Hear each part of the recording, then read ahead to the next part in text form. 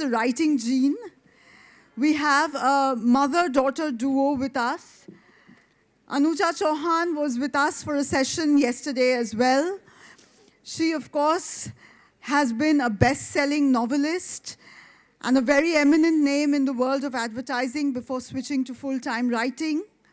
The Zoya Factor, Battle for Bittora, and many other books to her credit, as well as some iconic advertising lines, including Ye Dil Mange Mo for PepsiCo.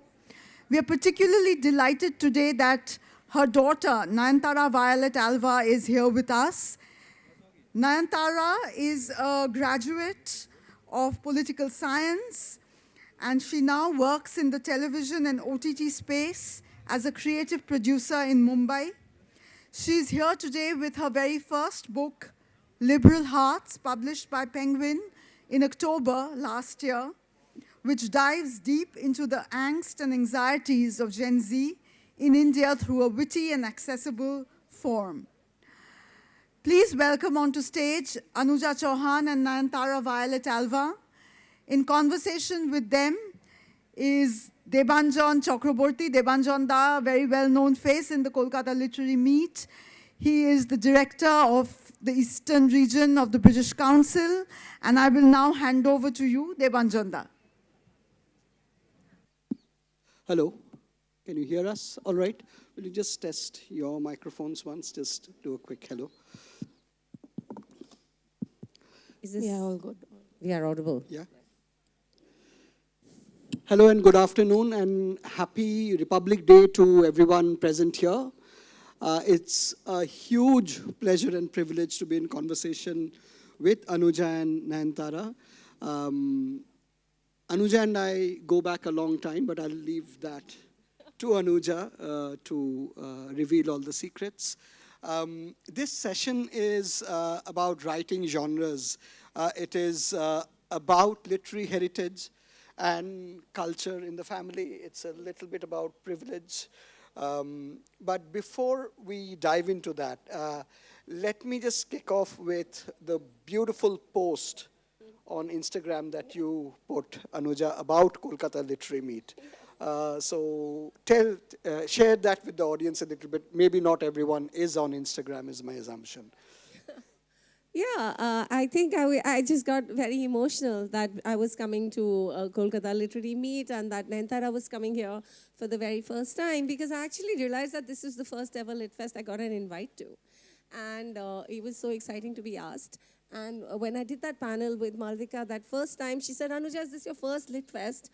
And I said, well, it's my first Indian Lit Fest, because I had gone to the London Book Fair with you and the British Council, and we'd had such a blast there. And that was actually the first place ever. And that set my standard very high. But KLM maintained that standard in a lovely way. And those were different days. We had a whole flanks of Pakistani authors and some lovely sessions. And that, of course, carries on even now. And Nayantara, this is your debut test match, is it? I mean, yes, in that yes, sense of literary festival. So tell us a little bit about, being on stage with an illustrious author and a mother. I just think that it's really cool how it was her first Indian Lit Fest and it's also mine. And it's also my first time in Kolkata, so that has been a very good experience, getting to see the city, even if it's just for a couple of days. I'm so glad that I've been invited here and I got to, have this experience of having this conversation with you, with my mom on a stage in a formal setting as opposed to an informal setting, the way we do it every day. So yeah, it's great to be here. So to dive a little bit deeper into this session or theme, when Malavika discussed this with me, essentially आप दोनों पे आरोप है कि आप साहित्य में परिवारवाद को लाए हैं. So how do you respond to that? Starting with you. Yeah, sure. I'm the one foisting my nepo kid, I suppose, is the accusation. Yeah, well, I just think that of course, like you can't take away from the fact that Tara would get some interest because from the publishers, more than the readers perhaps, because readers are much more brutal, I think, than publishers are. So she did have that little in, I feel, because I could introduce her to an agent. And after that, it was Kanishka Gupta, who was the agent, who took it forward and felt that it was, something to go forward with. And then she was pretty much on her own. And I think she'll probably talk about it better than I would. Because the nation wants to know, what is it? Yeah, no, fair question, totally. I think that, firstly, I think for me, the biggest support that this relationship has given me is also just having somebody who has seen this from the inside in my house every day to support me and to explain to me how things work. Because I feel like as a writer who's writing a book for the first time and is looking to get published, it can be very daunting when you're on the outside and you have no idea how things work, right? It's the same in every industry. My day job is very different and this has been very different. So just having a mom who has written 7 books and has a network and is willing to share that with me, I think that was the biggest advantage. And also just dealing with what it's like when a book comes out. I think unless you've been through it yourself, you don't know. And so she was a great support in that. Yeah. Again, sort of expanding that particular aspect of the family legacy, or the virasat as it were. So, in the world of literature, especially internationally, there are some great examples of, literary families, as it were. One thinks of the Brontes, about the Amises, Kingsley and Martin, and even closer home, the Desais. I'm just wondering out aloud here, are you conscious of that literary legacy growing in the family? You know what I think? These are like huge names you're taking. But I think as a family, we like reading and writing and telling stories. My grandmother was my biggest influence. She was she used to speak a very Thet kind of UP Hindi, which I've never heard anyone else ever speak. But she was the most compelling storyteller. And she had 11 grandchildren lined up there sleeping in those beds, and she would tell these stories which were epic. We were hanging just waiting for the next twist to come, and the way she would drop the punchline and the way she'd build the tension, and she was fantastic. So my love for storytelling came from my grandmother's stories. When we were in boarding school, both my dad and my mom wrote us beautiful letters, because my dad was in the army. So he'd write from far away, he'd describe what was going on there. And these letters, they were in English, and then they were so cute. When they switched to Hindi, they would write in Devanagari, So you'd see it's going, and then suddenly that line comes and they would write like that. My mother as well is an amazing letter writer. So, and then we also felt that we should also write back nice letters to our parents. So there was that. So I think that those things, a lot of reading as well. We read a lot of books where there's 4G libraries, so you could borrow 4 books a week. We were 4 sisters, so we had 16 books a week to read and talk about to each other. At the dining table, the conversation would be more about characters than about books. And I think Taru got a lot of that as well, that we would speak in literary references. Yeah, and some of that comes out in the house that BJ built and the Pricey Thakur girls. Yeah. Some of it comes out in that, Yeah, no, exactly. I think it's the same, but in the next generation, because our family is obsessed with stories, all kinds of stories, any kind of stories. House is full of books. My dad is also he was a producer, and so we grew up watching his shows, so that has inspired me in different ways and through a different medium. And just in general, whatever content we're watching, whatever we're reading, just to constantly talk about it, tell each other about it, criticize it, have arguments over whether it's good, whether it's bad, going for movies together, coming back in the car and fighting over what could have been better, and getting offended if somebody likes something that we dislike. So I think that whether it's my brother or my sister or my mom or my dad, all of us have that trait in common. And we're constantly breaking down stories and talking about them. And I think that in a way really shapes you as a writer. I don't think it's like a conscious decision that, okay, this is a heritage. But I just think that because it's something that I've seen every day growing up, it does influence my writing in some way. And it also makes it a lot of fun to share these stories with your family and have all of them have their opinions and their takes and their criticisms. And I want to add that they are never very polite. They're brutal. Your family is brutal. This girl, horrible. She used to come back from school and pull out my laptop and say, "What? You slacker. You've just written 2,000 words. What's going on over here? Move this along. Not funny. Not enough happy gas. I don't know. There's no continuity." All three of my kids and my husband, they're terrible. So now finally we get to return that compliment. And But we do were that. helpful also. No, we're helpful. And Yeah. the good part is that it toughens you up. Nobody's ever going to be as horrible to me about my books as my family has already been. So there's that. True as for well. me also. She repaid the favor, so it's okay. But yeah, it's very helpful to get that feedback, honestly, from the people closest to you.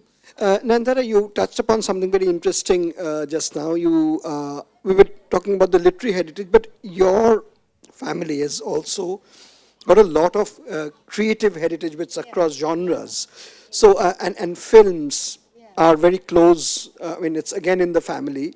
So, as I was reading Liberal Hearts, and maybe you could give a look at, show the audience the cover once. I mean, we'll come to the cover in a bit. So, right now. no, I mean right now, but I mean we will come to the cover question. So let me just hold it up for you a bit. So that's Nayantara's first book, Liberal Hearts, and it's quite cinematic in some ways, and you work in the industry now. So to what extent does cinema as a medium influence your writing? No, so in a very big way, I would say that the format and the structure of my writing, even the feel, I feel it is very vivid and visual because I feel like I am like that as a writer. And I work in web series now. So I think even the pacing of the novel, very naturally, it's not intentional, but it just comes like that. Like every chapter ending might feel like a freeze. So the pace is very quick. And I think it's just how I am because it's my day job. I've been doing that for almost 6 years. So as I write, I imagine. And there's a lot of a lot of lyrics thrown in to give you a sense of what the mood is like and what that generation is like. So yeah, I think it's heavily inspired by the screen, for sure. I mean, it really struck me that there's just so much of lyrics and, contemporary songs across languages and cultures that kind of creeps into the novel. So is there a sense of deja vu in the way you see your career shaping up, both professionally and as a writer, when you think of your mom? Deja vu. I mean, I don't know. Maybe a little bit. I mean, Mama was in advertising and corporate for like 17 years. So yeah, I suppose in certain senses it is where you have like this whole corporate day job going and then on the side you're writing for creative control and for your own personal satisfaction. That definitely we have in common, I would say. Do you get that when you look at her? Yeah, I do. Well, I think Tara's got a 10-year lead on me because I think I figured out that maybe, because this desperate need for creative control, because you're working in advertising and you have absolute, it's an applied art. You're nursing someone else's baby. This is not your baby. And then the urge to birth my own children, non-biological, became really bad for me when I was about 36. And that's when I started writing books. And that was so liberating and so exciting for me. People were stopping me in the corridors in the office and saying, "Anuja, you're having an affair, you have this glow." And I did have a glow. And I think Tara's got that so early. I mean, her book has come out when she's 26. So she gets to do this amazing Rajnikant stunt of one leg on each motorcycle and riding it for much longer, much earlier than I ever did. So I really envy that. It's so cool that she's... I remember you talking in London and your early literary festival sessions about this particular thing that, book is a child and, and that having an affair analogy came up very frequently in your early conversation. So that's, again, brilliant to revisit. Nayantara, turning to you, I mean, the legacy in your family is also a great political legacy. And your novel in particular meditates on that touches upon some of those sides. I mean, there's a genuine angst about, the kind of social, cultural privilege that the main character has grown up with, and what she sees around in that not so fictional Moria University or College of Liberal Arts. Fictional, okay. We'll come to that in a bit. So tell us a little bit about that aspect of the novel and your life. I mean, it just felt very authentic to me as a reader. Right, so I mean, it is inspired in parts by my experiences when I was in college, because I was part of a community engagement club in my college called NEEV, and we used to teach spoken English to the children in the neighboring village of Asawarpur. And so I would spend like a couple of hours every week, twice a week, teaching them. And I think I developed a very close bond with those children, and certain parts of our dynamic included this thing called social emotional learning, where I would mentor two children. And so I got very invested in them and their lives and what they were going through, and, helping them through that, kind of. And one thing that struck me very hard was how, when we used to teach them on our campus, they used to be, very free and happy and saying whatever they wanted and, having a really good time. And we did this experiment once where they said, okay, why don't we go into the village and teach them on their, on their turf this time to, see what it's like and, have that experience thrown in as well. Maybe they'll prefer that. And so we went ahead and we did that, and what really hit me that day was how the dynamic completely shifted. A lot of the girls didn't come to class. There was like suddenly, all of these linear caste tensions that you could feel, where certain boys were like sitting on the floor, and older people from the village came out and they were trying to control the class, and they were trying to decide who sat where and who did what. And that's when I realized that despite it being the same pin code, that small change in location has made such a impact on how these children perceive themselves, and how they're feeling and how they're behaving and how they're reacting to what we're trying to teach them. And so then I really thought about it, and I spent much more time in the village to try to understand this dynamic. And it really hit me very hard, because at the same time I'm studying politics and sociology, but on some other dreamy level. But when it was actually tangible, just across the road, all of this stuff was going on. So it was very hard for me to not apply it there. And so that's when I started fictionalizing it and making up a story, and that's how Liberal Arts was born, sort of. You do, so let's come to the overlap between lived life and fiction. Yeah. You do call it the college, a Karan Johar type of college. Yeah. I'm quoting you. And I bumped into the current Vice Chancellor. Okay. And he had some very interesting things to say, that how Tell alarmed us. the founders of that so-called fictional university are about the cover of your book. So that's why I think you should give the audience another closer look at the cover of your book. So there is a little bit of an alarm. So so this thing about to what extent did your own experience creep into the book? And as a writer, as a first-time novelist, did you make a conscious attempt to keep the real life away from the book? So, I mean, yeah, in the sense that I feel like everybody's first book will be, inspired by their lives in some senses. I wouldn't say that the female protagonist is like me, but I would say that I made a conscious choice to make her like everybody kind of is, like your typical anxious first year, in a place that feels very overwhelming, trying to fit in, doesn't really know who she is, gets swayed by peer pressure very easily, and doesn't know what she's passionate about yet, trying to figure it out, very moldable, very impressionable. So that was a conscious choice I made with Namya, not because I'm like her, but because I feel I know a lot of people like her, and everybody has been her at some point in their life. If not at 18, then maybe at 15, maybe at 25, depending on wherever you are. So I would say that, in fact, a lot of people kind of assumed that this is a book about Ashoka, but there are a lot of readers who have reached out to me and told me that it was, for example, exactly like Jindal I or didn't exactly name like Ashoka. Maika. I It's didn't say Ashoka. I went to Ashoka, so I'll say Ashoka. A lot of people have reached out to me and told me that it's a lot like Maika, for example, which I didn't know. So I was like, okay, that's a good thing. Even people from Azim Premji, for example. So I think it depends on who you are and where you're reading it from and whether you find it relatable or not. Some people who studied abroad in liberal arts colleges have said, oh, like, this was so relatable. Even my college was a total bubble in the middle of nowhere. So I guess it appeals to you, like depending on your lived experience, hopefully. And so which is why I say that there are a lot of elements of the college in the book that are completely made up.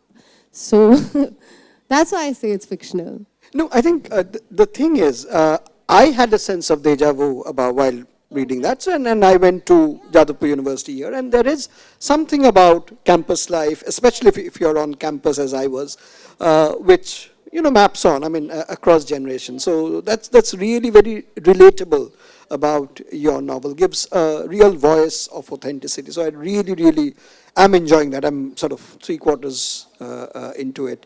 And that was your first novel, so I'll come back to the experience of writing the first novel. You are on your 7th novel, The Fast and the Dead is your 7th novel. Does it become easier when you're into your 7th work of fiction? No, it doesn't.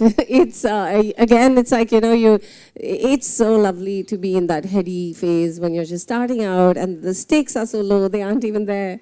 You're writing for just pure fun. You don't have readers who might have liked your previous work saying, "Oh, well, this is not at that level," because the standard has been set, and over 7 books, you have only somewhere set it. So it's harder, and I think in every aspect of life, it's like. अब तो maintenance के number मिलते हैं, like when you were young the compliments on beauty, now you're old, it's like maintain अच्छा क्या. So even in your fiction you're just struggling so hard to maintain that. How do you even up it or change it? So after these 7 books I am hoping, I have a grown daughter writing so well, of sort of trying to do something else and change my little box of paints, change my medium perhaps. So I'm going through that kind of a churning right now, and this is a lovely phase. And very often I find that when people that first book, or even the first book, the first piece of work in a different phase of your life is always fantastic. As a reader, I've always found that, Of course, I would hope, like, there are many writers who do have that really long arc and they produce something fabulous in the winters of their lives. And that's a dream and the hope for me, but it's hard. I'm not saying it isn't. It's different. Different things interest me at this age, It's perhaps romance is not, I love it. It'll always be there. So you have changed the genre significantly with this book. Yes, so I keep the romance, but maybe as you get older, you realize that that's not all there is to life. There are other boxes. There aur bhi gum hai zamane mein. So there's that. And there are many other things that you want to talk about and get into perspective. So but I love it. I'm there. I'm writing. So tell us a little bit about the writing process, the physical act of writing for you and Nayantara. Are there similarities? Are there different ways?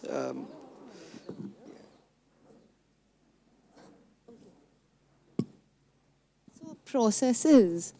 I think I'm actually not sure about her internal processes and how she goes But about the physical process, when do you write? How do you write? So for me, it's a full burst of consciousness.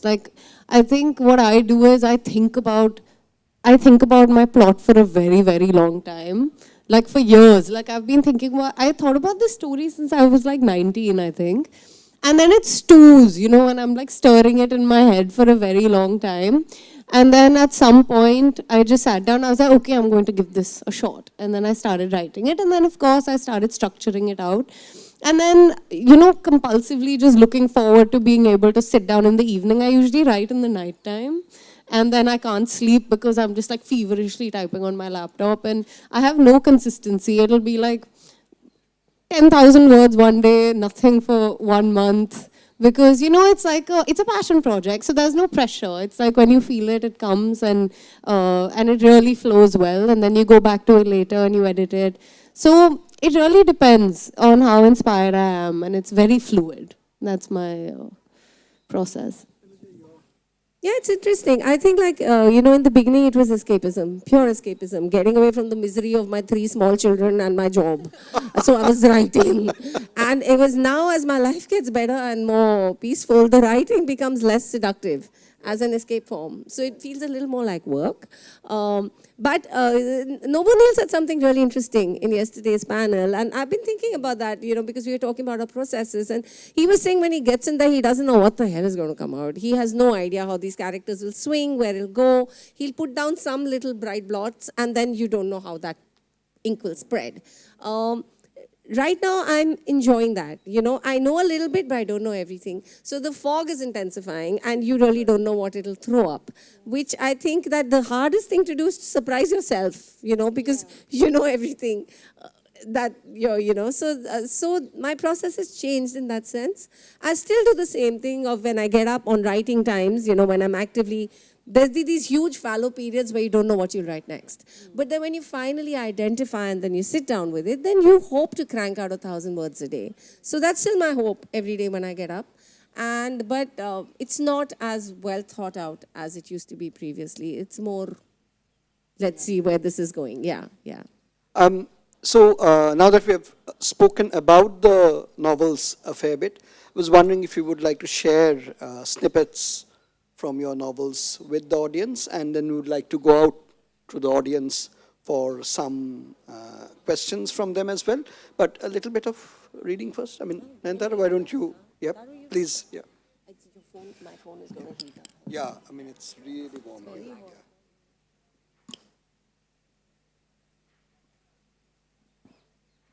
My tan is getting a good workout. Nice. No.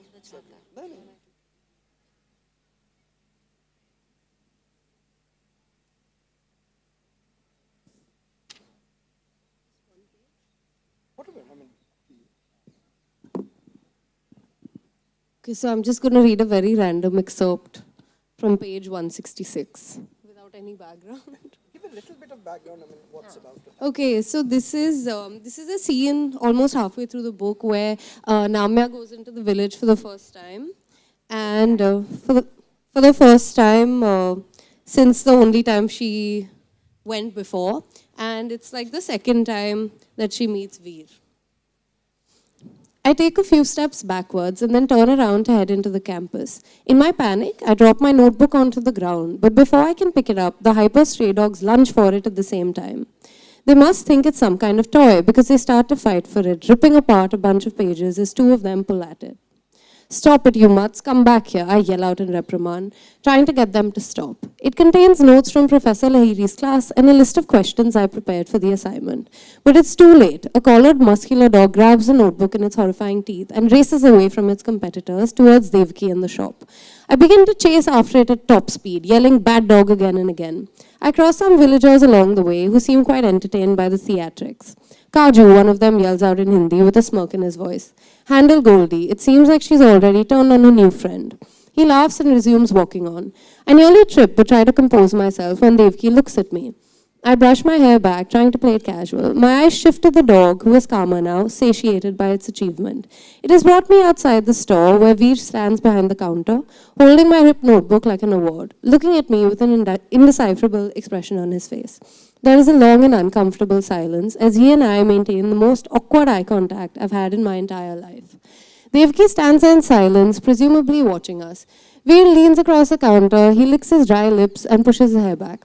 The dimples appear magically in his serious cheeks, and I instantly feel insanely vulnerable, almost as if I'm naked. "It's amazing, isn't it?" he asks sarcastically as he hands a notebook back to me, "that we always meet under such extraordinary circumstances." Thank you. There's a lovely, there's a touch of Milson Boone there, but... I literally just read some random Yeah, page, yeah. so I don't know what to read. Yeah, okay, well, it's hard act to follow. But this is my book, The Fast and the Dead. It's a murder mystery. It talks about, so the premise is about this very, very sweet middle, Marwari lady who has an argument with her husband and breaks her Karwa Chauth fast early. She's kept the fast, and then at 4 in the afternoon she goes out and eats a lot of food, and that evening her husband dies. So that's really why it's called The Fast and the Dead. But this is about another character there, just a small bit. This is about a recently widowed woman. If they had any shame, they would just leave the city. Snooty old Bangaloreans had whispered after Jayashree's marriage ended with her husband absconding to the UK, leaving huge debts unpaid all over the city. Wealth illa, reputation illa, but Jayashree Rao ge parva gilla. It's so awkward to invite that abrupt, uncompromising woman to parties. As for Jhumar, such a crack name, it means chandelier. Because the first time she smiled, the sheer incandescence of it lit up the entire maternity ward. It seems only that mad Jayashree Rao could have picked such a name. Jhumar is pretty enough, but she can't hold on to her fancy fiance, could she? Perhaps he panicked when he found out how extra feminist both mother and daughter are. Maybe he slunk away when he discovered that the house is personally guaranteed to the banks. Or maybe it finally sank into his besotted skull just how obsessed with animals his Jhumar is. Anyway, the chandelier bulbs are all fused now, and the long line of admirers has turned into a long line of creditors. She even had to drop out of the Royal Veterinary College in London and complete her degree from a local agricultural college in Hebbal, of all places, like some hallar from a halli. She can't afford a monthly waxing even, and is getting full kappu in the sun, chasing nais and bekkus and doing their nasbandi. There will be no fairy tale groom for Jhum, that much is certain. Anuja, you have a career in stand-up comedy waiting for you in the wings. So, and you know, the way you use language, shifting from English to other Indian languages and back, it's just amazing. There's a section in your novel where I think someone says, "Are you wet?" Yeah. And yeah, That's true. That's the opening line of the wet. Like, the opening line is, "Madam, are you wet?" Because she's a veterinary surgeon, and she says that she keeps getting calls in the middle of the night from people asking for the wet, and they pronounce it with a w instead of a v. So, yeah. So again, taking that to a different level, I mean, the amount of, not the amount, I mean, it's really bigly if you compare, do a statistical analysis, but the way Indian languages creep into your fiction and yours too, is it a help or a hindrance in terms of the readership and where you want to see yourself 7 novels No, down? see, so this is, I've discussed this with Tara as well, because I do feel that, when I started writing The Zoya Factor, I'd worked in advertising for 17 years. I was very comfortable with being bilingual, ye dil mange more, lines like that where you mix up the idiom. And it was a quest for authenticity, because I thought this is how we talk. Any of you sitting here, you're at least bilingual. It's like present to us, from colonial days. So all of us know at least 2 languages and a smattering of 2-3 more. So I just felt for authenticity, if people are talking just English, it's odd. It doesn't sound right. But over the years, what I've realized is that as I try to refine it and make it more fluid and also more shareable with more people and not to alienate anyone, is that very often it's not just the words. Like you said, "Are you wet?" That's both are English words, wet and wet. So it's not like you have to go across languages, but just have fun with it. And also the cadence, I think, is a very desi thing. There's a rhythm, there's a little sing-songness to it. There's a way that people will, like in Bangalore, we'll do a lot of "it seems." And I only said, "Oh, he's telling. Madam, he's telling." So this is how we talk. That's very Bangalore. Here you would do it differently. In Delhi, we would say it differently. So I think those things are lovely. And those are the things I like to celebrate and include. And hopefully with that, I'm not really not shutting out audiences or not making someone feel that this is not for me. But like even the fields Tara works in, OTT, I mean, there are so many languages. We are all watching like Korean television half the time. Yeah. Now other everything is languages when dubbed you- also. Yeah. In like Yeah. they make us dub in like I don't know how many languages, 12 languages for every show. No, beyond languages, I mean, I was just watching a series called Drops of God. And it is literally in three Different languages. It's in English, French, and Japanese together. And you just got to watch the subtitles to get it right yourself. So, in terms of other languages in your novel, there's Hindi, there's a lot of Haryanvi in it, and it's quite seamless. I mean, So I honestly struggled with that a lot because when I started writing, I thought, see again, because in my head I'm so visual, right? So when I imagine my characters talking, I'm like, Veer speaks these three languages and he'll change it depending on who he's talking to. Now I'm writing an English book. How do I incorporate that? Because I feel that flavor is very important for authenticity, in my opinion. Like, I just feel like you're not doing justice to your character if you don't show elements of that, in the dialogue and in the things that they're saying to show their different layers and their different sides to their personality. And so I had, in fact, in my first draft, I had so much Hindi and so much Haryanvi that in my later drafts, I actually went and I changed a lot of it back to English because I said this is way too much. And then we actually put a lot of the language in brackets. And it was too important for me to write the entire thing in English because I felt my character was getting lost in that. And in fact, in my second book, my main character is actually Hindi medium, so I'm really struggling there because he sounds very different in Hindi and very different in English. So I'm still trying to figure it out. So I actually find it very challenging because for me, my character doesn't sound like my character without that flavor because it's very core to my plot. So then that becomes more tedious. No, this is great that you mentioned your second because I'm about to come to that. So there is a second book in the oven, as it were. Yes. So tell us a little bit about it. I mean, just make us curious. So this one is like, it's really fun. Like it's a very fun, frothy kind of a read. I'm about halfway in and it is basically, I mean, I would say this one is a full-fledged romance. It's set in like similar to where I work right now. And it's about these two people who are working together on 4 different shows. And so it's divided into 4 parts and every part is the name of a show that they've worked on together and it's basically their relationship over the course of that. That's all I'll reveal for now. But So yeah. yeah, it's like she's just pulling out the like what she did to the university, she's now doing to the OTT industry. That's fun because you go into your everyday life and then you pick up all these little Easter eggs and then you use them later. It's a great activity to make life less mundane. Anuja, what's cooking next? So something's cooking. I'm very excited about it. It's I don't know. I'm having a lot of fun. It's a lot more character driven and not so much plot driven, and have a great twist. Later on. But like I said, it's my style is becoming more meandering, and there are lots of gyan that nobody else listens to. That I might as well, hopefully, my writers might find interesting. So yeah.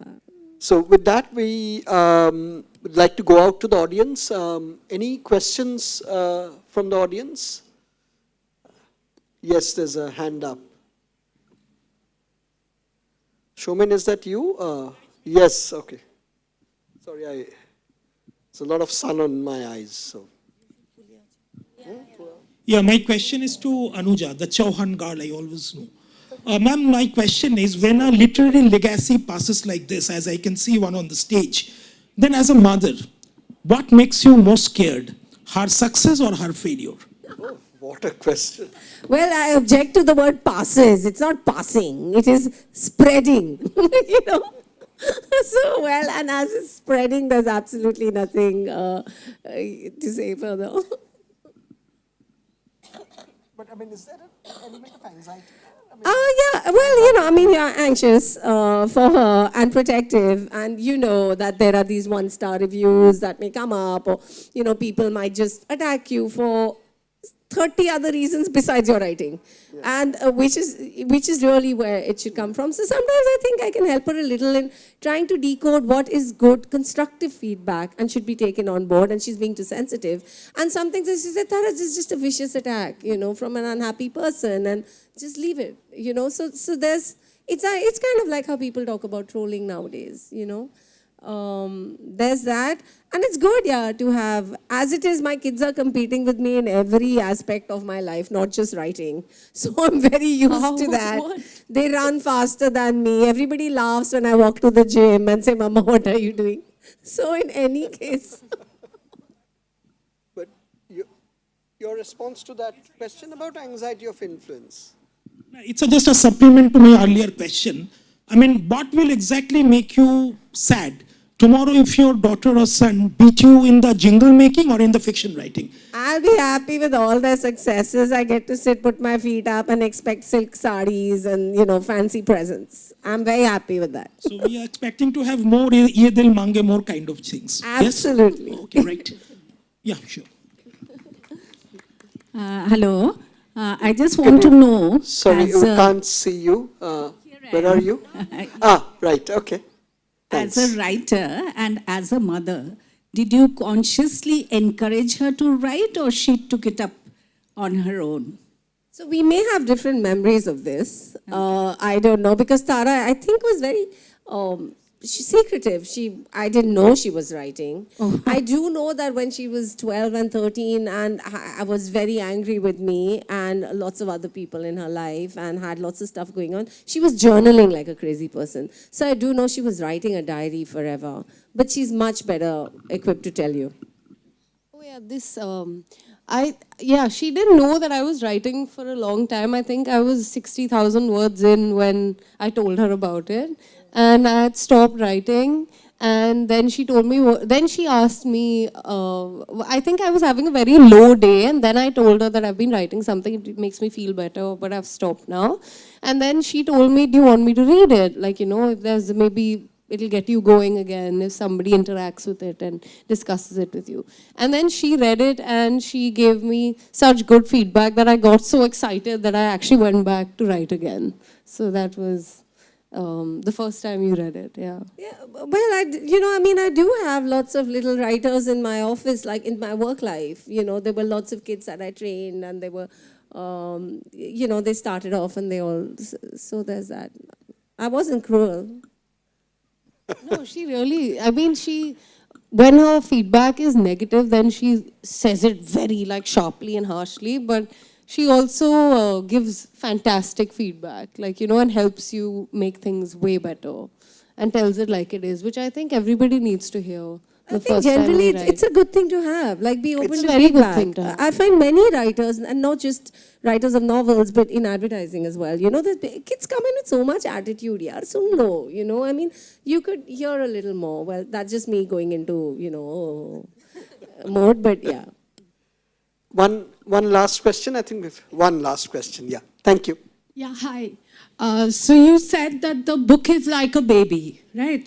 So when someone takes that baby and makes a shitty movie or a shitty show, how does it make you feel?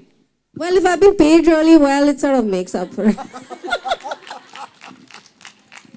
ये बच्चा बेच दिया पर देखो कितने में बेचा. Right. We'll wrap up with that on the wonderful note. Thank you so much, Anuja and Nayantara, for being such a brilliant pair of writers, mother, daughter, and wonderful conversation. It was a great pleasure, real pleasure, and great fun. Thank you, ladies and gentlemen, for being such a receptive audience on a relatively warm day. And thank you, Coal India Kolkata Literary Meet, for creating this wonderful platform for all of us.